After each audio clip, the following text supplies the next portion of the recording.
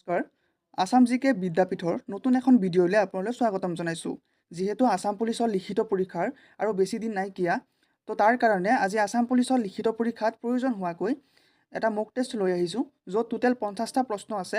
তো আপোনালোকে ভিডিঅ'টো স্কিপ নকৰাকৈ শেষলৈকে চাব আৰু নিজে কিমানটা শুদ্ধ উত্তৰ দিব পাৰিলে সেইটো শেষত কমেণ্ট বক্সত জনাই দিব। আৰু শেষত আপোনালোকৰ বাবে এটা প্ৰশ্ন আছে, যাৰ শুদ্ধ উত্তৰ দিয়া প্ৰথম 10গৰাকীৰ নাম মই নেক্সট ভিডিঅ'ত ঘোষণা কৰি দিম। আৰু মই যোৱা ভিডিঅ'ত এটা প্ৰশ্ন দিছিলোঁ, যিটোৰ শুদ্ধ উত্তৰ দিয়া প্ৰথম 10গৰাকীৰ নাম মই আজিৰ ভিডিঅ'ৰ শেষত জনাই দিম। গতিকে ভিডিঅ'টো স্কিপ নকৰাকৈ শেষলৈকে চাব। আজিৰ ভিডিঅ'ৰ প্ৰথমটো প্ৰশ্ন, কাৰ ৰাজত্বকালত শিৱদৌল নিৰ্মাণ কৰা হৈছিলে? The Sivadol was constructed during the reign of, option দিয়া হৈছে প্ৰমত্ত সিংহ, ৰুদ্ৰ সিংহ, পুৰন্দৰ সিংহ নে শিৱসিংহ। অপশ্যন 4টাৰ ভিতৰত ইয়াৰ শুদ্ধ উত্তৰটো হ'ব অপশ্যন ডি, শিৱসিংহ। শিৱসিংহৰ দিনতে শিৱসাগৰত যিটো শিৱদৌল আছে সেইটো নিৰ্মাণ কৰা হৈছিল। শিৱসিংহৰ ঘৈণীয়েক আছিলে ৰাণী অম্বিকা, যাক বৰৰজা পাতিছিলে ৰজা শিৱসিংহই। তো সেই ৰাণী অম্বিকাই শিৱসাগৰত থকা শিৱদৌল নিৰ্মাণ কৰিছিলে। যিহেতু প্ৰশ্নটোত ৰাজত্বকাল সুধিছে আৰু অপশ্যন কেইটাত ৰজাৰ নাম দিয়া হৈছে, সেইটো কাৰণে ইয়াৰ শুদ্ধ উত্তৰ হ'ব অপশ্যন ডি, শিৱসিংহ। বা কিছুমান অপশ্যনত ৰাণী অম্বিকা বুলি থাকিলে তেতিয়া আপোনালোকে ৰাণী অম্বিকাটো অপশ্যন দি থৈ আহিব। নেক্সট 2 নম্বৰ প্ৰশ্ন, পাঞ্চ শাসনাৱলী সম্পাদনা কোনে কৰিছিল? পাঞ্চ শাসনাৱলী ৱাজ এডিটেড বাই, অপশ্যন দিয়া হৈছে ডক্টৰ মহেশ্বৰ নেওগ, ডক্টৰ বিৰিঞ্চি কুমাৰ বৰুৱা, ডক্টৰ সূৰ্য কুমাৰ ভূঞা নে আলেকজেণ্ডাৰ মেকেঞ্জি।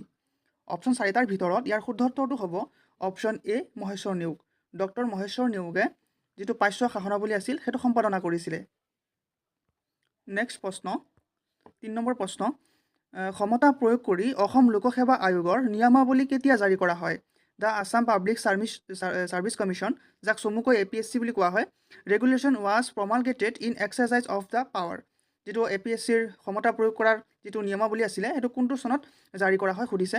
ইয়াৰ শুদ্ধ উত্তৰটো হ'ব অপশ্যন চি, 1951 চনত APSCৰ যিটো ক্ষমতা প্ৰয়োগ কৰাৰ নিয়মাৱলী সেইটো জাৰি কৰা হৈছিলে। নেক্সট প্ৰশ্ন, কোন ৰজাক ভগা নামেৰে জনা যায়? Which king is also' known by the nickname as Bhaga ৰজা। অপশ্যন দিয়া হৈছে চুতিয়ানফা, চুতামলা, চুৰামফা নে চুন্যাতফা। অপশ্যন 4টাৰ ভিতৰত ইয়াৰ শুদ্ধ উত্তৰটো হ'ব অপশ্যন চি, চুতামফা। চুতামফাক ভগা ৰজা হিচাপে জনা যায়। আৰু চুতামফাৰ যিটো হিন্দু নেম আছিলে সেইটো আছিলে চক্ৰধৰ সিংহ। এইটো আপোনালোকে মনত ৰাখিব। আৰু চক্ৰধৰ সিংহ অৰ্থাৎ চুৰামফাক কিয় ভগা ৰজা হিচাপে জনা যায় সেইটো হয়তো আপোনালোকে নিজে জানে, হয়তো আছাম হিষ্ট্ৰীত পঢ়ি আহিছে। যেতিয়া মীৰ জুমলাই অসম আক্ৰমণ কৰিছিল, 1662ত আক্ৰমণ কৰিছিলে, সেইটো সময়ত ৰজা আছিলে চুৰামফা অৰ্থাৎ চক্ৰধৰ সিংহ। আৰু তেতিয়া তেওঁ গড়গাঁও এৰি পেলাই, অৰ্থাৎ তেওঁৰ ৰাজধানী গড়গাঁও এৰি পেলাই পলায়ন কৰিছিল। সেইটো কাৰণে তেওঁক ভগা ৰজা হিচাপে জনা যায়। আৰু তাৰ এবছৰ পিছত 1663ত তৃতীয় ঘিলাজাৰী ঘাট হৈছিলে। সেইটো চাগে আপোনালোকে জানে। তো এই চনটো মনত ৰাখিব, তৃতীয় ঘিলাজাৰী ঘাট 1663 চনত হৈছিলে। নেক্সট প্ৰশ্ন, 5 নম্বৰ প্ৰশ্ন, the first stadium of Assam was built in, যিটো অসমৰ প্ৰথম ষ্টেডিয়াম আছিলে সেইটো ক'ত নিৰ্মাণ কৰা হৈছিল? অপশ্যন দিয়া হৈছে যোৰহাট, গোলাঘাট, শিৱসাগৰ নে ধেমাজি। অপশ্যন 4টাৰ ভিতৰত ইয়াৰ শুদ্ধ উত্তৰটো হ'ব অপশ্যন এ, যোৰহাট। যোৰহাটত প্ৰথমবাৰৰ বাবে অসমত ষ্টেডিয়াম নিৰ্মাণ কৰা হৈছিলে। নেক্সট প্ৰশ্ন, 6 নম্বৰ প্ৰশ্ন, শদিয়াখোৱা গোহাঁই ৱাজে, শদিয়াখোৱা গোহাঁই কি আছিলে বা কোন আছিলে বা তেওঁৰ কাম কি আছিলে? অপশ্যন দিয়া হৈছে জমিদাৰ আছিলে, বা ৰজা আছিলে, সীমান্ত বিষয়া আছিলে নে নৌসেনা অধিনায়ক আছিলে। অপশ্যন 4টাৰ ভিতৰত ইয়াৰ শুদ্ধ উত্তৰটো হ'ব অপশ্যন চি, ফ্ৰণ্টিয়াৰ অফিচাৰ। সীমান্ত বিষয়া আছিলে শদিয়াখোৱা গোহাঁই। এইটো মনত ৰাখিব, শদিয়াখোৱা গোহাঁই আছিলে ফ্ৰণ্টিয়াৰ অফিচাৰ। নেক্সট প্ৰশ্ন, 7 নম্বৰ প্ৰশ্ন, স্বাধীনতা সংগ্ৰামৰ সময়ত মৃত্যু বাহিনী কোনে গঠন কৰিছিল বা মৃত্যু বাহিনী গঠন কৰা হৈছিলে? এই মৃত্যু বাহিনী কোনে গঠন কৰিছিলে? ডিউৰিং ফ্ৰীডম ষ্ট্ৰাগল দ্য মৃত্যু বাহিনী ৱাজ ফৰ্মড বাই, কোনে মৃত্যু বাহিনী ফৰ্ম কৰিছিলে এইটো সুধিছে। অপশ্যন দিয়া হৈছে চন্দ্ৰপ্ৰভা শইকীয়ানী, পুষ্পলতা দাস, ৰাণী গাইডেনলিউ নে কনকলতা বৰুৱা। অপশ্যন 4টাৰ ভিতৰত ইয়াৰ শুদ্ধ উত্তৰ হ'ব অপশ্যন বি, পুষ্পলতা দাস।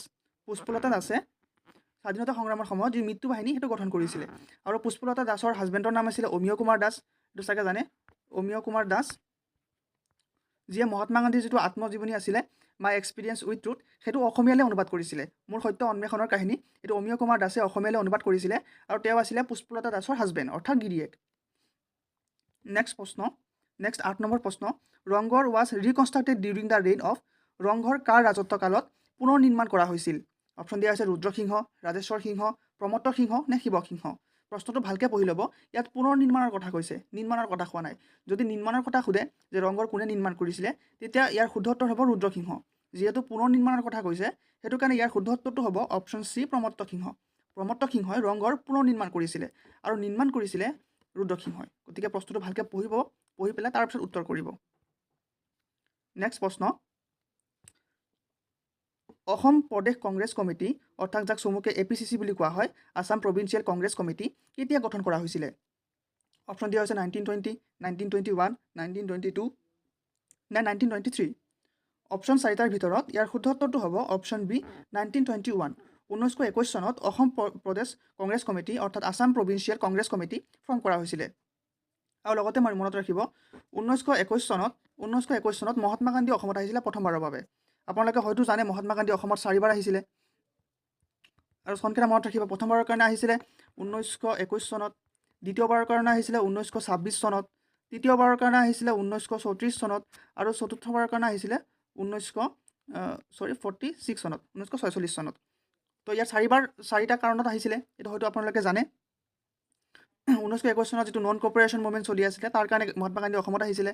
1926 চনত ভাৰতীয় জাতীয় কংগ্ৰেছৰ যিটো অধিৱেশন সেইটো গুৱাহাটীৰ পাণ্ডুত অনুষ্ঠিত হৈছিলে, যাৰ সভাপতি আছিলে আপোনাৰ শ্ৰীনিবাস আয়াংগাৰ, আৰু এইটো INCৰ 41তম ছেশ্যন আছিলে, যিটো গুৱাহাটীৰ পাণ্ডুত অনুষ্ঠিত হৈছিলে। আৰু 1934 চনত অৰ্থাৎ 1934ত যিটো আনটাচেবিলিটি আছিলে, অস্পৃশ্যতা, যিটো ভাৰতৰ সংবিধানত আৰ্টিকল 17ত উল্লেখ কৰা হৈছে, সেই আৰ্টিকলৰ আণ্ডাৰ যিটো লিখিত ৰূপত আছে অস্পৃশ্যতা অৰ্থাৎ আনটাচেবিলিটি, তাৰ এগেইনষ্টত সজাগতাৰ কাৰণে মহাত্মা গান্ধী অসমত আহিছিলে। আৰু শেষবাৰৰ কাৰণে অসমত আহিছিলে 1946ত, আৰু সেইটো প্ৰি ইণ্ডিপেণ্ডেঞ্চৰ কাৰণে আহিছিলে। গতিকে এই গোটেই এডিশ্যনেল পইণ্টখিনি মনত ৰাখিব, ইয়াৰ পৰা প্ৰশ্ন অহাৰ বহুত খুব সম্ভাৱনা আছে। গতিকে ইয়াৰ শুদ্ধ উত্তৰ হ'ব অপশ্যন বি। নেক্সট প্ৰশ্ন, কুৱেশ্যন নম্বৰ 10, মধ্যযুগীয় অসমীয়া গ্ৰন্থ হস্তি বিদ্যানৱৰ চিত্ৰকল্পৰ কাম কোনে কৰিছিল? আপোনালোকে হয়তো জানে এখন কবিতা পুথি আছে হস্তি বিদ্যানৱ বুলি, যিটো লিখিছিলে সুকুমাৰ বৰকাইতে। সুকুমাৰ বৰকাইতে হস্তি বিদ্যানৱ পুথিখন লিখিছিলে, কিন্তু প্ৰশ্নত সুধিছে যে ইয়াৰ চিত্ৰকল্পৰ কাম কোনে কৰিছিল, অৰ্থাৎ হস্তি বিদ্যানৱত যিবিলাক ছবি আঁকা হৈছে বা চিত্ৰাংকন কৰা হৈছে সেই ছবিখিনি কোনে আঁকিছিলে? গতিকে ইয়াৰ শুদ্ধ উত্তৰটো হ'ব অপশ্যন চি, দিলবৰ আৰু দুচাই। দিলবৰ আৰু দুচাই নামৰ দুজন ব্যক্তিয়ে হস্তি বিদ্যানৱ পুথিখনত চিত্ৰকল্পৰ কাম কৰিছিল, এইকাৰণে মনত ৰাখিব। নেক্সট প্ৰশ্ন, 11 নম্বৰ প্ৰশ্ন, দ্য অথৰ অফ অসমীয়া সাহিত্যৰ বুৰঞ্জী ইজ, অসমীয়া সাহিত্যৰ বুৰঞ্জীৰ লেখক হৈছে, অপশ্যন দিয়া হৈছে নাথান ব্ৰাউন, যতীন্দ্ৰনাথ দুৱৰা, দেৱেন্দ্ৰনাথ বেজবৰুৱা নে গুণাভিৰাম বৰুৱা। অপশ্যন 4টাৰ ভিতৰত ইয়াৰ শুদ্ধ উত্তৰটো হ'ব অপশ্যন চি, দেৱেন্দ্ৰনাথ বেজবৰুৱা। দেৱেন্দ্ৰনাথ বেজবৰুৱাদেৱে অসমীয়া সাহিত্যৰ বুৰঞ্জী লিখিছিল। এইটো মনত ৰাখিব, অসমীয়া সাহিত্যৰ বুৰঞ্জী দেৱেন্দ্ৰনাথ বেজবৰুৱাদেৱে লিখিছিলে। সাহিত্যিকৰ পৰা প্ৰশ্ন অহা বহুতেই দেখা যায়, গতিকে এনেকুৱা ধৰণৰ প্ৰশ্ন আপোনালোকে এক্সপেক্ট কৰিব পাৰে। এইটো দেৱেন্দ্ৰনাথ বেজবৰুৱাদেৱে লিখিছিলে। নেক্সট প্ৰশ্ন, 12 নম্বৰ প্ৰশ্ন, whose directed the Assamese film Sakuntala. Sakuntala যিটো অসমীয়া ছবি আছে সেইটো কোনে পৰিচালনা কৰিছিল? অপশ্যন দিয়া হৈছে ভৱেন্দ্ৰনাথ শইকীয়া, ডক্টৰ ভূপেন হাজৰিকা নে বিদ্যুৎ চক্ৰৱৰ্তী নে জ্যোতিপ্ৰসাদ আগৰৱালা। ইয়াৰ শুদ্ধ উত্তৰটো হ'ব option B, doctor Bhupen Hazarika. Doctor Bhupen হাজৰিকাদেৱে যিটো অসমীয়া শকুন্তলা ছবি আছে সেইটো পৰিচালনা কৰিছিলে, সেইটো মনত ৰাখিব। নেক্সট প্ৰশ্ন, 13 নম্বৰ প্ৰশ্ন, গোসাই কমল আলি পথটো কাৰ ৰাজত্বকালত নিৰ্মাণ কৰা হয়? The Gosai Kamal Ali road was constructed during the reign of, option দিয়া আছে নৰনাৰায়ণ, পৰীক্ষিত নাৰায়ণ, বিশ্বসিংহ নে ৰঘুদেৱ। আৰু অপশ্যন 4টাৰ ভিতৰত ইয়াৰ শুদ্ধ উত্তৰটো হ'ব অপশ্যন এ, নৰনাৰায়ণ। নৰনাৰায়ণৰ ৰাজত্বকালতেই যিটো গোসাই কমল আলি আছে, যিটো আপোনাৰ নৰনাৰায়ণপুৰৰ পৰা কোচবিহাৰলৈকে আছে, টোটেল ইয়াৰ লেন্থ হৈছে 350 মাইলছলৈকে ইয়াৰ লেন্থ হয়, যিটো নৰনাৰায়ণপুৰৰ পৰা একদম কোচবিহাৰলৈকে আছে। সেই আলিটো নৰনাৰায়ণৰ ৰাজত্বকালতে বনোৱা হৈছিলে, আৰু এই আলিটো বনাইছিলে গোসাই কমলে। আপোনালোকে হয়তো নিশ্চয় জানে, এক মিনিট মই গুচাই লৈছোঁ, আপোনালোকে এডিশ্যনেল পইণ্টখিনি লিখি ৰাখিব। যিটো কোচ ডাইনেষ্টি আছিলে, কোচ ডাইনেষ্টি, যিটো কোচ বংশ আছিলে অসমত, এইটো আপোনাৰ 1515 চনত এইটো প্ৰতিষ্ঠা কৰা হৈছিলে। আৰু কোচ বংশ প্ৰতিষ্ঠা কৰিছিলে বিশ্বসিংহ, যিটো অপশ্যন চিত দিয়া আছে বিশ্বসিংহ। এই বিশ্বসিংহই 1515 চনত কোচ বংশ প্ৰতিষ্ঠা কৰিছিলে অসমতে। আৰু এই বিশ্বসিংহৰ 4জন পুতেক আছিলে, আপোনালোকে হয়তো জানে 4জন পুতেক আছিলে। তাৰে প্ৰথমজন আছিলে নৰনাৰায়ণ। এইটো অকণ ভালকৈ লিখা নাই, আপোনালোকে নিজে বুজি ল'ব। 2 নম্বৰ আছিলে শুক্লধ্বজ অৰ্থাৎ চিলাৰায় আছিলে, চিলাৰায়। 3 নম্বৰ আছিলে গোসাই কমল, যিটো ইয়াত প্ৰশ্নত দিয়া হৈছে 3 নম্বৰ গোসাই কমল, এইটো গোসাই কমল বুলি কোৱা হয়, গোসাই কমল। আৰু 4 নম্বৰটো আছিলে নাৰসিং বা নৰসিংহ, অসমীয়াত হ'ব নৰসিং, যিটো ইংলিছত হয় নাৰসিং বুলি কোৱা হয়, নাৰসিং আছিলে। গতিকে এই তিনিজন যিজন পুতেক আছিলে গোসাই কমল তেওঁ এই আলিটো নিৰ্মাণ কৰিছিলে নৰনাৰায়ণপুৰৰ পৰা কোচবিহাৰলৈকে আছে। গতিকে এইখিনি মনত ৰাখিব। নেক্সট প্ৰশ্ন 14 নম্বৰ প্ৰশ্ন, হিন্দু উপাধি স্বৰ্গনাৰায়ণ গ্ৰহণ কৰা প্ৰথমজন আহোম ৰজা কোন আছিলে? The first Ahom monarch to assume the Hindu title Swarganarayan was, option দিয়া হৈছে শিৱসিংহ, প্ৰতাপ সিংহ, জয়ধ্বজ সিংহ নে চুহুংমুং। অপশ্যন 4টাৰ ভিতৰত ইয়াৰ শুদ্ধ উত্তৰটো হ'ব অপশ্যন ডি চুহুংমুং। চুহুংমুঙে প্ৰথমবাৰৰ কাৰণে হিন্দু উপাধি স্বৰ্গনাৰায়ণ গ্ৰহণ কৰিছিলে। সেইটো মনত ৰাখিব, চুহুংমুঙে প্ৰথমবাৰৰ কাৰণে হিন্দু টাইটেল হিন্দু উপাধি স্বৰ্গনাৰায়ণ গ্ৰহণ কৰিছিল। নেক্সট প্ৰশ্ন 15 নম্বৰ প্ৰশ্ন, 1828 চনত অসমৰ ব্ৰিটিছ শাসনৰ বিৰুদ্ধে প্ৰথম বিদ্ৰোহত নেতৃত্ব কোনে দিছিলে? The first rebellion against the British rule in Assam in 1820 was led by, option দিয়া হৈছে পিয়লি ফুকন, মণিৰাম দেৱান, গোমধৰ কোঁৱৰ নে পিয়লি বৰুৱা। অপশ্যন 4টাৰ ভিতৰত ইয়াৰ শুদ্ধ উত্তৰ হ'ব অপশ্যন চি গোমধৰ কোঁৱৰ। 1828 চনত যিটো ব্ৰিটিছৰ বিৰুদ্ধে যিটো শাসনৰ বিৰুদ্ধে যিটো বিদ্ৰোহ আৰম্ভ হৈছিলে তাত গোমধৰ কোঁৱৰে প্ৰথমতে লিড লৈছিলে। এইটো মনত ৰাখিব। নেক্সট প্ৰশ্ন, who was the author of the book India against itself? India against itself নামৰ গ্ৰন্থখনৰ লেখক কোন আছিলে? অপশ্যন দিয়া হৈছে ডক্টৰ হীৰেন্দ্ৰ ভট্টাচাৰ্য, ডক্টৰ মামণি ৰয়চম গোস্বামী, হোমেন বৰগোহাঁই নে ডক্টৰ সঞ্জীৱ বৰুৱা। অপশ্যন 4টাৰ ভিতৰত ইয়াৰ শুদ্ধ উত্তৰটো হ'ব option D doctor Sanjib Baruah. Doctor Sanjib বৰুৱাদেৱে যিটো ইণ্ডিয়া এগেইনষ্ট ইটছেল্ফ নামৰ যিখন গ্ৰন্থ এইখন লিখিছিলে। নেক্সট প্ৰশ্ন, the Dhodar Ali is constructed during the reign of, Dhodar Ali কাৰ ৰাজত্বকালত নিৰ্মাণ কৰা হৈছিলে? অপশ্যন দিয়া হৈছে ৰুদ্ৰসিংহ, গদাধৰ সিংহ, প্ৰমত্ত সিংহ নে শিৱসিংহ। অপশ্যন কেইটাৰ ভিতৰত ইয়াৰ শুদ্ধ উত্তৰটো হ'ব অপশ্যন বি গদাধৰ সিংহ। গদাধৰ সিংহৰ ৰাজত্বকালতেই ধোদৰ আলি নিৰ্মাণ কৰা হৈছিলে। আৰু আলিটোৰ নাম ধোদৰ আলিয়ে কিয় পৰিলে সেইটো হয়তো আপোনালোকে জানে, যিবিলাক কৰ্মচাৰীক বনাব দিছিলে সিহঁতি বহুত এলেহুৱা আছিলে আৰু এলেহুৱাক ধোদ বুলিও কোৱা হয়, সেইটো চাগে জানে। যিহেতু এলেহুৱা মানুহবিলাকে মিলি পেলাই এইটো আলি নিৰ্মাণ কৰিছিল, সেইটো কাৰণে তাৰ নাম ধোদৰ আলিয়ে পৰি গ'ল। নেক্সট প্ৰশ্ন 18 নম্বৰ প্ৰশ্ন, the Joysagar tank was excavated under the reign of which of the following kings? তলৰ কোনজন ৰজাৰ ৰাজত্ব কালত জয়সাগৰ পুখুৰী খনন কৰা হৈছিলে? অপশ্যন দিয়া হৈছে ৰুদ্ৰসিংহ, গদাধৰ সিংহ, শিৱসিংহ নে ৰাজেশ্বৰ সিংহ। অপশ্যন 4টাৰ ভিতৰত ইয়াৰ শুদ্ধ উত্তৰটো হ'ব অপশ্যন এ ৰুদ্ৰসিংহ। ৰুদ্ৰসিংহৰ ৰাজত্ব কালতেই শিৱসাগৰত যিটো জয়সাগৰ পুখুৰী আছে সেইটো খনন কৰা হৈছিলে আৰু ৰুদ্ৰসিংহই নিজৰ মাতৃ জয়মতীৰ স্মৃতিতেই এই পুখুৰী খন্দাইছিলে আৰু এই পুখুৰীটো খান্দিবলৈ টোটেল 45 ডেজ লাগিছিল। এই টাইম পিৰিয়ডটো মনত ৰাখিব, হয়তো সুধি দিব পাৰে। নেক্সট প্ৰশ্ন 19 নম্বৰ প্ৰশ্ন, অসমৰ পৰা বিচ্ছিন্ন হৈ 1947 চনত পূব পাকিস্তান অৰ্থাৎ বৰ্তমানৰ বাংলাদেশ পূব পাকিস্তানক দিয়া জিলাখন আছিল। অপশ্যন দিয়া হৈছে খুলনা, চিলেট, চট্টগ্ৰাম নে খোলা খাখাৰ বা খোলা চাহাৰ বুলি কোৱা হয়, যিটো ইংলিছ শব্দটো বা অসমীয়াত খোলা খাখাৰ বুলি হ'ব। ইয়াৰ শুদ্ধ উত্তৰটো হ'ব অপশ্যন বি চিলেট। আগতে চিলেট যিখন ডিষ্ট্ৰিক্ট এইটো অসমৰ আছিলে, তো এইটো 1947ত পূব পাকিস্তান আৰু বৰ্তমানৰ বাংলাদেশত দি দিয়া হৈছিলে। নেক্সট প্ৰশ্ন, অসমত গৰম পানীৰ উৎসৰ এটা উৎস অৱস্থিত। In Assam a source of hot water spring in situated in. Option দিয়া হৈছে নামবৰ সংৰক্ষিত বনাঞ্চল, পৰশুৰাম কুণ্ড, ওৰাং বন্যপ্ৰাণী অভয়াৰণ্য নে মানাস ৰাষ্ট্ৰীয় উদ্যান। ইয়াত এটা অপশ্যন ভুলকৈ আহি গ'ল, যিটো টাইপিং মিষ্টেক হ'ল। ইয়াৰ শুদ্ধ উত্তৰটো হ'ব গৰম পানী ৱাইল্ড লাইফ চেঞ্চুৰী। গৰম পানী ৱাইল্ড লাইফ চেঞ্চুৰী, এইটো প্ৰিণ্টিং মিষ্টেক হৈ গ'ল, তো আপোনালোকে সেইটো মনত ৰাখিব। গৰম পানী ৱাইল্ড লাইফ চেঞ্চুৰী হয়, য'ত গৰম পানীৰ এটা উৎস হয়। এইটো প্ৰশ্নটো ভুলকৈ আহিলে, কিন্তু মই PDF-ত ঠিক কৰি দিম। PDF-ত আপোনালোকে সম্পূৰ্ণ শুদ্ধটোৱে পাব, তাত মই এডিট কৰি ঠিক কৰি দিম। গতিকে নেক্সট প্ৰশ্নলৈ আগবাঢ়িছোঁ। কুৱেশ্যন নম্বৰ 21, কোনজন কোচ ৰজাৰ দিনত কামাখ্যা মন্দিৰ পুনৰ নিৰ্মাণ কৰা হয়? Kamakhya temple was rebuild by which one of the following Koch king? Option দিয়া হৈছে বিশ্বসিংহ, ৰঘুদেৱ, নৰনাৰায়ণ নে প্ৰাণনাৰায়ণ। অপশ্যন 4টাৰ ভিতৰত ইয়াৰ শুদ্ধ উত্তৰটো হ'ব অপশ্যন চি নৰনাৰায়ণ। নৰনাৰায়ণৰ দিনতেই গুৱাহাটীত থকা কামাখ্যা মন্দিৰ পুনৰ নিৰ্মাণ কৰা হৈছিলে। আৰু লগতে চনটো মনত ৰাখিব, 1556ত নৰনাৰায়ণে কামাখ্যা মন্দিৰ পুনৰ নিৰ্মাণ কৰিছিলে। এই চনটো মনত ৰাখিব। নেক্সট প্ৰশ্ন, আৰু মই যিমানখিনি এডিশ্যনেল পইণ্ট দিওঁ আপোনালোকে লিখি ৰাখিব। মই এটা প্ৰশ্নৰ লগতে আৰু তাৰ লগত ৰিলেটেড বহুতখিনি ইনফৰমেশ্যন দি যাম প্ৰত্যেকটো কুৱেশ্যনতে, যিমানখিনি পাৰোঁ। তো আপোনালোকে লিখি ৰাখিব, হয়তো তাৰ পৰা প্ৰশ্ন আহি যাব পাৰে। আৰু নেক্সট প্ৰশ্নলৈ আগবাঢ়িছোঁ। Question number 22, Kanaklata Barua became a martyr of which one of the following national movements? কোনটো জাতীয় আন্দোলনত কনকলতা বৰুৱা শ্বহীদ হৈছিলে? অপশ্যন দিয়া হৈছে অসহযোগ আন্দোলন, ভাৰত ত্যাগ আন্দোলন, নাগৰিক অবাধ্যতা আন্দোলন নে স্বদেশী আন্দোলন। অপশ্যন 4টাৰ ভিতৰত ইয়াৰ শুদ্ধ উত্তৰ চাগে সকলোৱে জানে। ইয়াৰ শুদ্ধ উত্তৰটো হ'ব option B quit India movement. অৰ্থাৎ ভাৰত ত্যাগ আন্দোলন।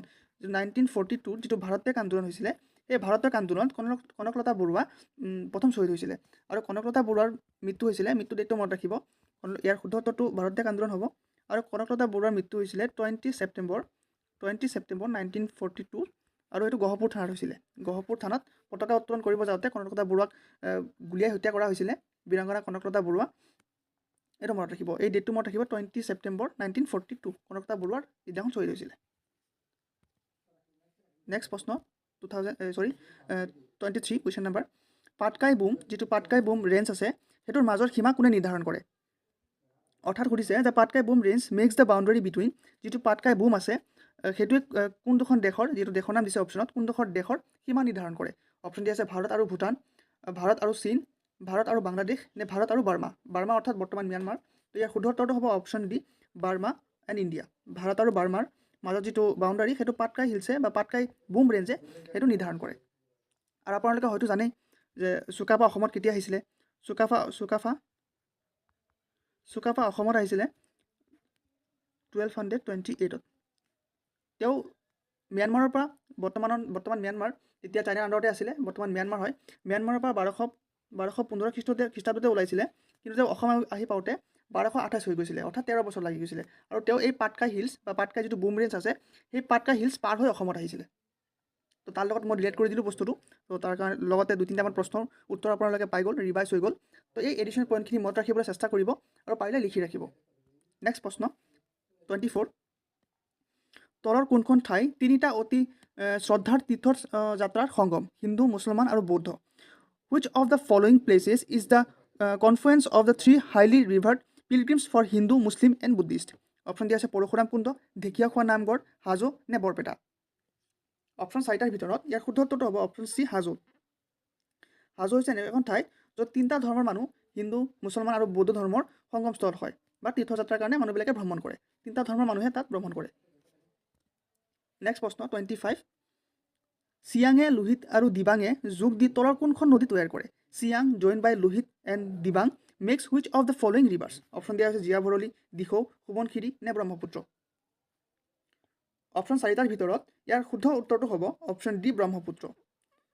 চিয়াঙে আৰু লোহিত আৰু দিবাঙে যোগ লাগি ব্ৰহ্মপুত্ৰ নদী সৃষ্টি কৰে। আৰু হয়তো আপোনালোকে জানে যিটো আংশী গ্লেছিয়াৰ বা কিছুমানত আপোনালোকে চেমা ইয়ংডুং গ্লেছিয়াৰ বুলি পাব। তো এইটো এটা কনফিউজন হয়, কোনটো হয়, বেলেগ বেলেগ কিতাপত বেলেগ বেলেগ তথ্য পোৱা যায়। তো আংশী গ্লেছিয়াৰ বা চেমা ইয়ংডুং গ্লেছিয়াৰ যিটো অপশ্যনত থাকে, সেইটো শুদ্ধ অৰ্থ দি থৈ আহিব পৰীক্ষাত আহিলে। চেমা ইয়ংডুং বা আংশী গ্লেছিয়াৰৰ পৰা উৎপত্তি হোৱা বুলি কয়। আৰু এইটো প্ৰথমতে আহি পেলাই অৰুণাচলত সোমায়, তাৰপিছত অসমত এণ্ট্ৰি মাৰে। এইটো চাগে জানেই, প্ৰথমতে অৰুণাচলত সোমায়, আৰু অৰুণাচলত ব্ৰহ্মপুত্ৰক চিয়াং বুলি জনা যায়, চিয়াং বা দিহিং বুলি জনা যায়, বা দিবাং বুলি জনা যায়, দিহিং বুলি জনা যায়, আৰু চিয়াং বুলি জনা যায়। অৰুণাচলত 2টা নামেৰে জনা যায়। আৰু অসমত যেতিয়া সোমায় ইয়াক ব্ৰহ্মপুত্ৰ নামেৰে জনা যায়। আৰু যেতিয়া ব্ৰহ্মপুত্ৰ বাংলাদেশত সোমায় তেতিয়া তাক যমুনা নামেৰে জনা যায়। অৰ্থাৎ ব্ৰহ্মপুত্ৰ নদীক বাংলাদেশত যমুনা নামেৰে জনা যায়। এইবিলাক কথা মনত ৰাখিবলৈ চেষ্টা কৰিব। গতিকে ইয়াৰ শুদ্ধ উত্তৰটো হ'ব অপশ্যন ডি, ব্ৰহ্মপুত্ৰ। নেক্সট প্ৰশ্ন 26। অসমৰ কোনখন বন্যপ্ৰাণী অভয়াৰণ্যই সোণালী লেংগুৰৰ বাবে গৌৰৱ কৰে? Which wild life sanctuary of Assam boast the golden langur? Option দিয়া হৈছে পানীদিহিং, পবিতৰা, লাওখোৱা নে চক্ৰশিলা। অপশ্যন 4টাৰ ভিতৰত ইয়াৰ শুদ্ধ উত্তৰটো হ'ব অপশ্যন ডি, চক্ৰশিলা। চক্ৰশিলা যিটো বন্যপ্ৰাণী অভয়াৰণ্য আছে, তাত গল্ডেন লেংগুৰ অৰ্থাৎ সোণালী বান্দৰ বহুত প্ৰচুৰ পৰিমাণে পোৱা যায়। সেইটো কাৰণে সোণালী বান্দৰৰ কাৰণে চক্ৰশিলা অভয়াৰণ্যই গৌৰৱ কৰে। এইখিনি মনত ৰাখিবলৈ চেষ্টা কৰিব। নেক্সট প্ৰশ্ন 27। কোনখন অসমৰ আহোম ৰাজ্যৰ প্ৰথম ৰাজধানী আছিলে? Which one was the first capital of Ahom kingdom in Assam? Option দিয়া হৈছে গড়গাঁও, চৰাইদেউ, যোৰহাট এনে শিৱসাগৰ।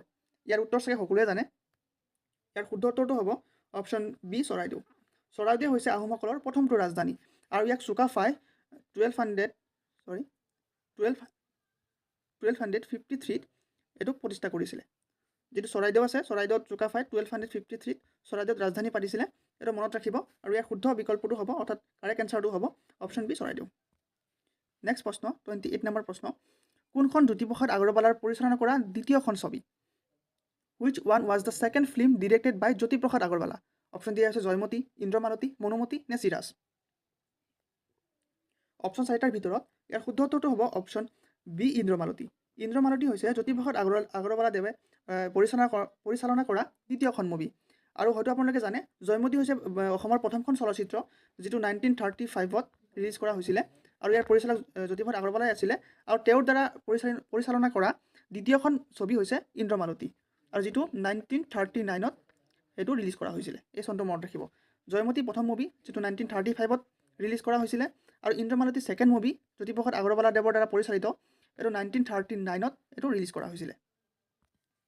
নেক্সট প্ৰশ্ন 29 নম্বৰ প্ৰশ্ন কাজিৰঙা ৰাষ্ট্ৰীয় উদ্যানত পোৱা এটা বিশেষ প্ৰাণী প্ৰজাতিৰ বিশ্বৰ জনসংখ্যাৰ প্ৰায় 91% তলৰ কোনটো?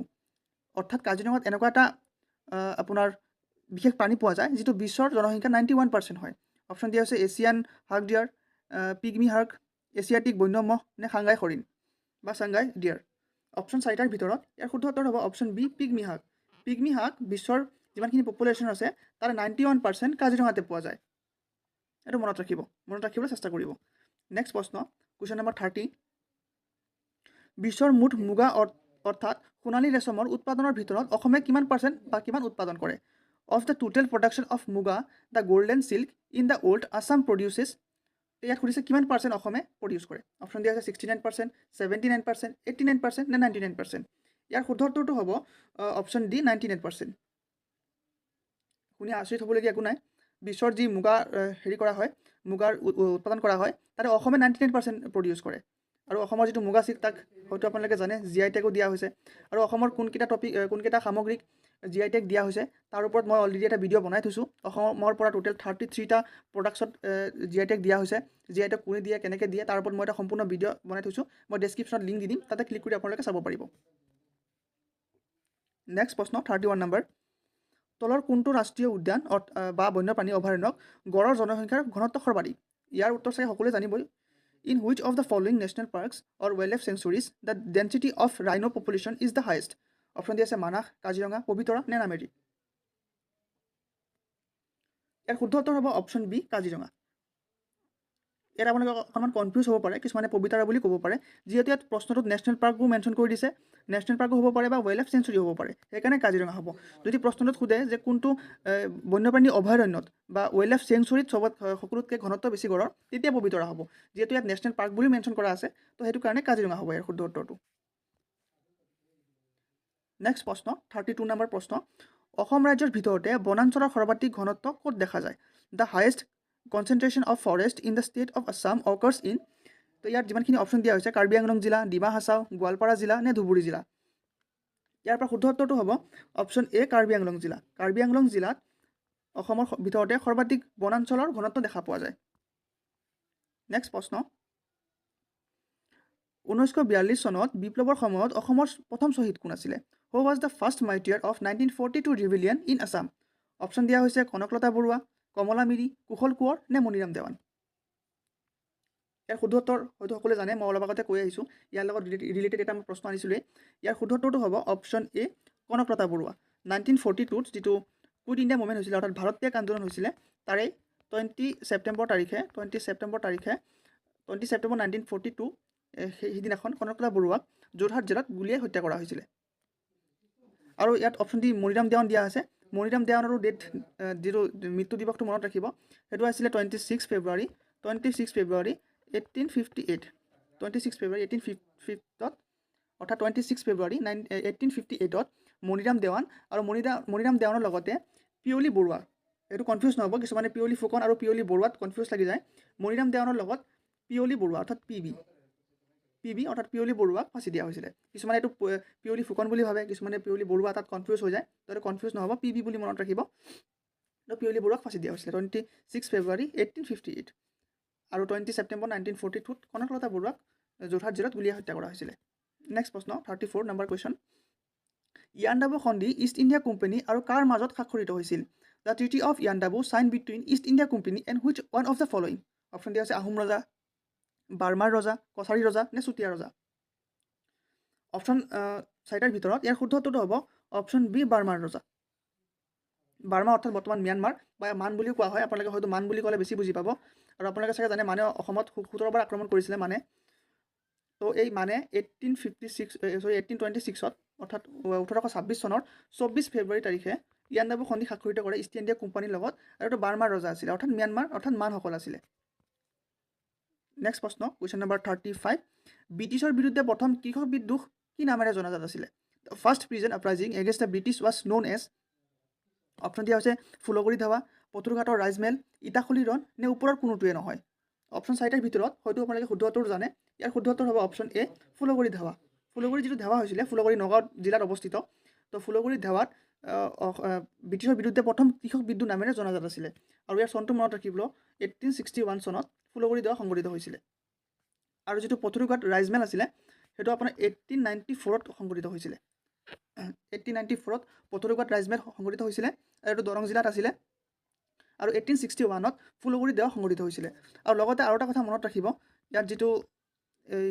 পথৰুঘাট ৰাইজমেল আছে যিটো আপোনাৰ 1894ত সংঘটিত হৈছিলে ইয়াক অসমৰ জালিৱানৱালাবাগ হত্যাকাণ্ড বুলি জনা যায় যিটো ভাৰতৰ হিষ্ট্ৰীত পঢ়িবলৈ পায় জালিৱানৱালাবাগ হত্যাকাণ্ড যিটো পাঞ্জাৱৰ অমৃতসৰত হৈছিলে 1919 চনত তো সেইটোক অসমৰ জালিৱানৱালাবাগ বুলি জনা যায় এইটো কথা মনত ৰাখিব নেক্সট প্ৰশ্ন 36 নম্বৰ প্ৰশ্ন তলত উল্লেখ কৰা জিলাসমূহৰ ভিতৰত পানীদিহিং চৰাই অভয়াৰণ্য ক'ত অৱস্থিত Panidihing bird century is located in which one of the following districts option দিয়া আছে যোৰহাট শিৱসাগৰ গোলাঘাট নে ধেমাজি অপশ্যন 4টাৰ ভিতৰত ইয়াৰ শুদ্ধ উত্তৰটো হ'ব অপশ্যন বি শিৱসাগৰ অৰ্থাৎ যিটো পানীদিহিং চৰাই অভয়াৰণ্য আছে সেইটো শিৱসাগৰ জিলাত অৱস্থিত নেক্সট প্ৰশ্ন কুৱেশ্যন নম্বৰ 37 মোৱামৰীয়া বিদ্ৰোহ প্ৰথম পৰ্যায় কেতিয়া আৰম্ভ হৈছিল the first phase of Moamoria rebellion was started in option 4টাৰ ভিতৰত ইয়াৰ শুদ্ধ উত্তৰটো হ'ব অপশ্যন চি 1769 চনত যিটো অসমত মোৱামৰীয়া বিদ্ৰোহ হৈছিলে এইটো প্ৰথম আৰম্ভ হৈছিলে আৰু তেতিয়া আহোম ৰজা আছিলে লক্ষ্মী সিংহ এইটো আপোনালোকে মনত ৰাখিব লক্ষ্মী সিংহ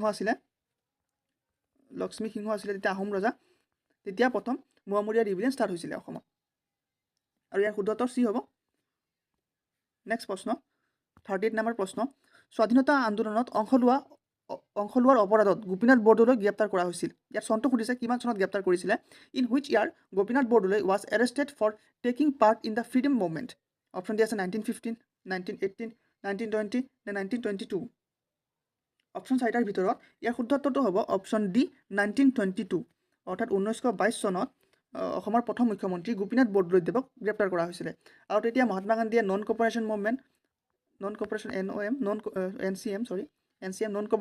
অৰ্থাৎ অসহযোগ আন্দোলন চলাই আছিলে আৰু সেই অসহযোগ আন্দোলনত গোপীনাথ বৰদলৈদেৱে অংশ লোৱাত তেতিয়া ব্ৰিটিছ চৰকাৰে গোপীনাথ বৰদলৈদেৱক গ্ৰেপ্তাৰ কৰিছিলে আৰু সেইটো 1922 আছিলে চনটো নেক্সট প্ৰশ্নলৈ আগবাঢ়িছোঁ 39 নম্বৰ প্ৰশ্ন অসমীয়াৰ উপৰিও ৰাজ্যৰ আন কোনটো ভাষা ভাৰতীয় সংবিধানৰ অষ্টম অনুসূচীত অন্তৰ্ভুক্ত in addition of Assamese language which other language from the state is include in the 8th schedule of the Indian constitutions option দিয়া আছে মিচিং ৰাভা তিৱা নে বড়ো অপশ্যন 4টাৰ ভিতৰত ইয়াৰ শুদ্ধ উত্তৰটো হ'ব অপশ্যন ডি বড়ো ভাৰতৰ সংবিধানৰ যিটো 8th শিডিউল হয় 8th শিডিউলত যিটো অফিচিয়েল লেংগুৱেজ আছে আপোনালোকে হয়তো জানে ভাৰতৰ সংবিধানত টোটেল 12টা শিডিউল আছে তো 12টা শিডিউলৰ ভিতৰত যিটো 8 নম্বৰ শিডিউল 8th শিডিউল সেইটো হৈছে অফিচিয়েল লেংগুৱেজ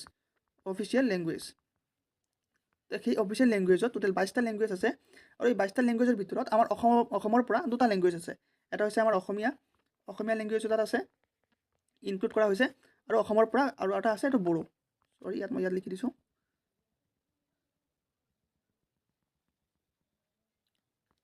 অসমৰ পৰা আছামিজ লেংগুৱেজ তাত এড কৰা হৈছে আছামিজ আৰু বড়ো এই দুটা লেংগুৱেজ ভাৰতৰ সংবিধানৰ 8th শিডিউলত অন্তৰ্ভুক্ত কৰা হৈছে এই শুদ্ধ উত্তৰটো হ'ব অপশ্যন ডি বড়ো নেক্সট প্ৰশ্নলৈ আগবাঢ়িছোঁ 14 নম্বৰ প্ৰশ্ন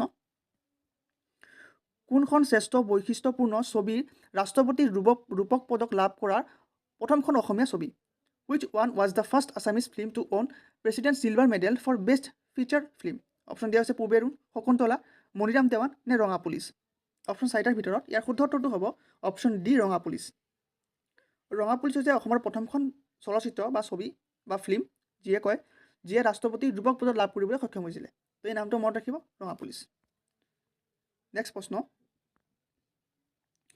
ফুলগুৰি বিদ্ৰোহ কেতিয়া সংঘটিত হৈছিল the Phulaguri uprising was take place মই অলৰেডি চনটো কৈয়ে আহিছোঁ তো ইয়াত বেছিকৈ নকওঁ আৰু আগতে কৈ আহিছোঁ বহুতখিনি এডিশ্যনেল পইণ্ট দি থৈ আহিছোঁ তো ইয়াৰ শুদ্ধ উত্তৰ হ'ব অপশ্যন চি 1861ত নগাঁৱৰ ফুলগুৰিত যিটো কৃষক বিদ্ৰোহ হৈছিলে সেইটো 1861ত সংঘটিত হৈছিলে নেক্সট প্ৰশ্ন 42, কুৱেশ্যন নম্বৰ 42, ভূপেন হাজৰিকাক দাদা চাহেব ফাল্কে বঁটাৰে কেতিয়া সন্মানিত কৰা হৈছিল? When Bhupen Hazarika has been awarded with Dada Saheb Phalke Award? Option দিয়া হৈছে 1990, 1992, 1993 নে 1997? অপশ্যন কেইটাৰ ভিতৰত ইয়াৰ শুদ্ধ উত্তৰটো হ'ব অপশ্যন বি 1992. 1992 চনত ডক্টৰ ভূপেন হাজৰিকা দেৱক দাদা চাহেব ফাল্কে বঁটাৰে সন্মানিত কৰা হৈছিলে। নেক্সট প্ৰশ্ন, তলৰ কোনটো স্থানত অসমৰ বৰ্ষাৰণ্যৰ স্থান আৰু কোনখন জিলাত আছে? Which of the following places is the site of rainforest in Assam and it in which districts? Option দিয়া আছে সোণাই ৰূপাই, যিটো শোণিতপুৰ ডিষ্ট্ৰিক্টত আছে, জয়পুৰ, যিটো ডিব্ৰুগড় ডিষ্ট্ৰিক্টত আছে, চেঁচা, যিটো ডিব্ৰুগড়ত আছে, আৰু মানস, যিটো কোকৰাঝাৰত আছে।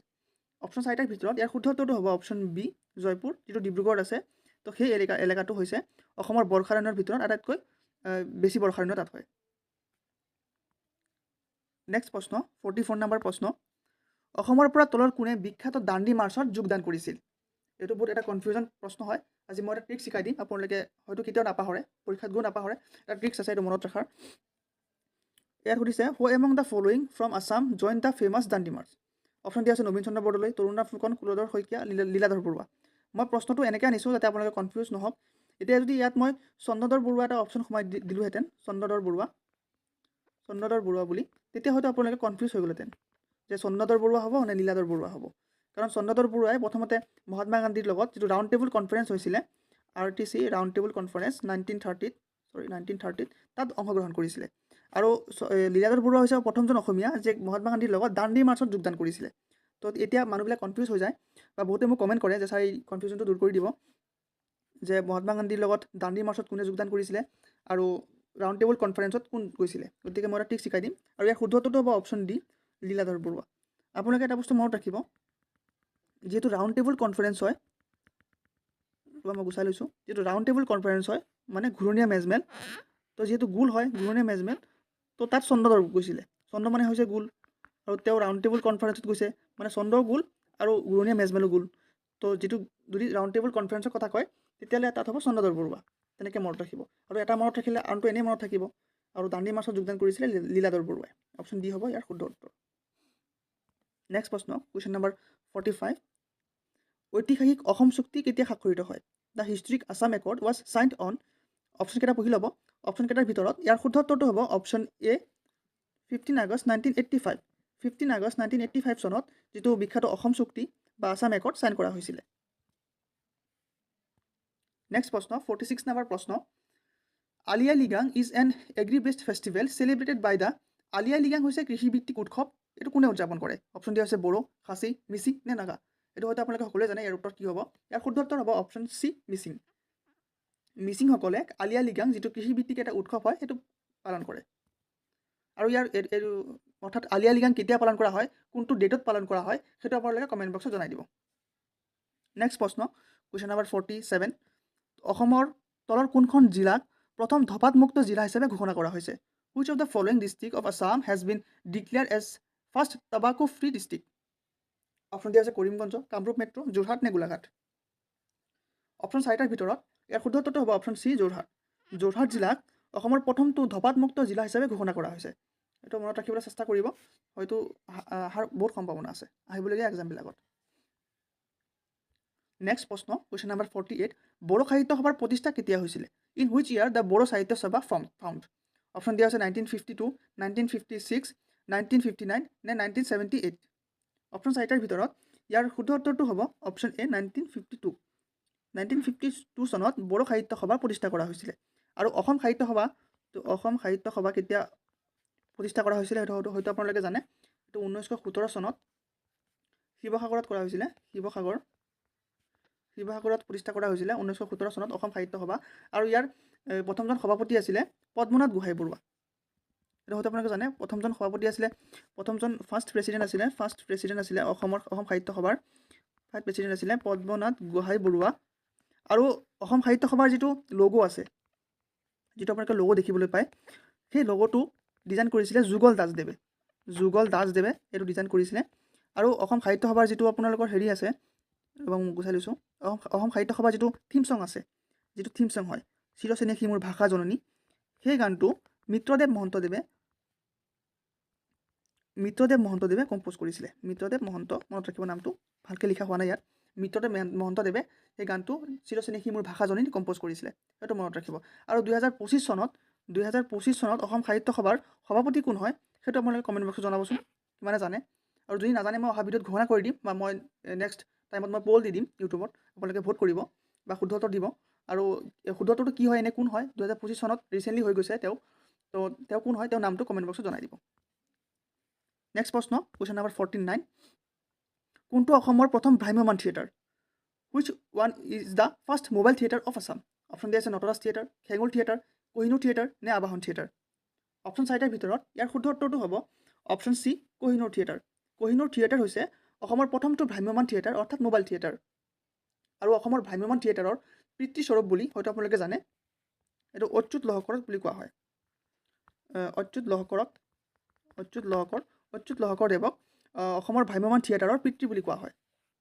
এইটো মনত ৰাখিব। এইটো হৈ যোৱা কেইদিনমান আগতে হৈ যোৱা মানে জানুৱাৰী মাহতে হৈ গৈছে, যিটো আছাম পুলিচৰ SI এক্সাম হৈ গৈছে, তাতে আহিছিলে এইটো প্ৰশ্ন। তো এইটো মনত ৰাখিব, অচ্যুত লহকৰ দেৱক অসমৰ ভ্ৰাম্যমান থিয়েটাৰৰ পিতৃ বুলি কোৱা হয়। নেক্সট প্ৰশ্ন, অৰ্থাৎ আজিৰ ভিডিঅ'ৰ লাষ্টটো প্ৰশ্ন, কুৱেশ্যন নম্বৰ 50, লাচিত দিৱস ইজ চেলিব্ৰেটেড অন, লাচিত দিৱস কেতিয়া উদযাপন কৰা হয়? অপশ্যন দিয়া হৈছে 13 জুন, 18 ছেপ্টেম্বৰ, 22 অক্টোবৰ নে 24 নৱেম্বৰ? অপশ্যন 4টাৰ ভিতৰত ইয়াৰ শুদ্ধ উত্তৰটো হ'ব, আৰু হয়তো জানেই সকলোৱে ইয়াৰ শুদ্ধ উত্তৰ কি হ'ব, ইয়াৰ শুদ্ধ উত্তৰটো হ'ব অপশ্যন ডি, 24 নৱেম্বৰ। অৰ্থাৎ 24 নৱেম্বৰ তাৰিখে বীৰ লাচিত দিৱস পালন কৰা হয়। আৰু ৰিচেণ্টলি গভৰ্ণমেণ্ট অফ আছামে বা গভৰ্ণমেণ্ট অফ ইণ্ডিয়া, আমাৰ ভাৰতৰ প্ৰাইম মিনিষ্টাৰো আহিছিলে, লাচিত বৰফুকনৰ প্ৰতিমূৰ্তি স্থাপন কৰা হৈছে। আৰু এইটো ক'ত স্থাপন কৰিছে, জেগাখনৰ নাম কি, আৰু ইয়াৰ উচ্চতা কিমান, এইটো সুধিব পাৰে। ইয়াৰ উচ্চতা কিমান আৰু এইটো কোনখন জিলাত হৈছিলে, এইটো আপোনালোকে জনাবচোন যদি কোনোবাই জানে। আৰু আজি মই প্ৰথমতে কৈ আহিছোঁ যে আজি আপোনালোকৰ বাবে এটা প্ৰশ্ন থাকিব, গতিকে আপোনালোকৰ বাবে এইটো প্ৰশ্ন আছে, অসম দিৱস কেতিয়া উদযাপন কৰা হয়? দ্য আছাম দিৱস ইজ চেলিব্ৰেটেড অন, অপশ্যন দিয়া হৈছে 5 মাৰ্চ, 12 আগষ্ট, 23 অক্টোবৰ নে 2 ডিচেম্বৰ? ইয়াৰ শুদ্ধ উত্তৰটো কি হ'ব আপোনালোকে কমেণ্ট বক্সত কমেণ্ট কৰিব, কমেণ্ট বক্সত কমেণ্ট কৰি জনাই দিব ইয়াৰ শুদ্ধ উত্তৰটো কি হ'ব। আৰু শুদ্ধ উত্তৰ দিয়া প্ৰথম 10গৰাকীৰ নাম মই যিটো অহা ভিডিঅ' আহিব, নেক্সট ভিডিঅ', তাত মই ঘোষণা কৰি দিম, তাত মই এনাউন্স কৰি দিম প্ৰথম 10জন যিয়ে শুদ্ধ উত্তৰ দিব। তো আপুনি ট্ৰাই কৰিব যদি শুদ্ধ উত্তৰ দিব পাৰে। নেক্সট ভিডিঅ'ত মই এটা প্ৰশ্ন দিছিলোঁ যে 2025 চনৰ অসম সাহিত্য সভাৰ অধিৱেশন ক'ত অনুষ্ঠিত হৈছিলে? অপশ্যন দিয়া হৈছিলে যোৰহাট, পাঠশালা, তেজপুৰ নে গুৱাহাটী? ইয়াৰ শুদ্ধ উত্তৰটো হ'ব অপশ্যন বি, পাঠশালা। 2025 চনত অসম সাহিত্য সভাৰ অধিৱেশন পাঠশালাত অনুষ্ঠিত কৰা হৈছিলে।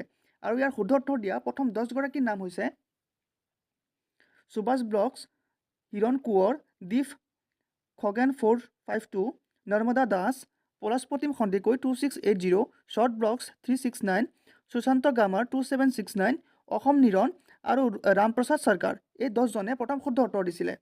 আৰু যদি আজিৰ ভিডিঅ'ৰ আপোনালোকৰ সম্পূৰ্ণ PDF টো লাগে, তেতিয়াহ'লে ডেছক্ৰিপশ্যনত টেলিগ্ৰাম চেনেলৰ লিংকটো দিয়া আছে, আছাম GK বিদ্যাপীঠ বুলি আপোনালোকে চাৰ্চ কৰিলে পাব। তাত আজিৰ ভিডিঅ'ৰ সম্পূৰ্ণ PDF টো উত্তৰৰ সৈতে আপোনালোকে পাই যাব।